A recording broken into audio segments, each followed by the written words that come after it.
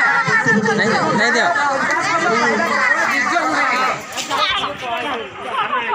ଆଜ୍ଞା ଇଏ 35 କିଲୋ ଚାଉଳ ପାଇବା ଯୋଗ୍ୟ ନୁହେଁ। ଏମିତି ଖାତା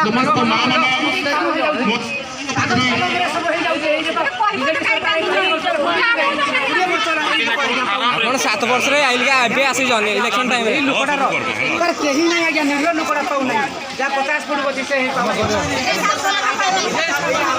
ଇଲେକ୍ସନରେ ଆସିବେ ଏଇ ଲୋକର ପାଇବା ଯୋଗ୍ୟ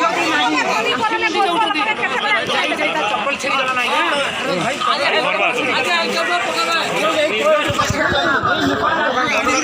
ଫଟୋ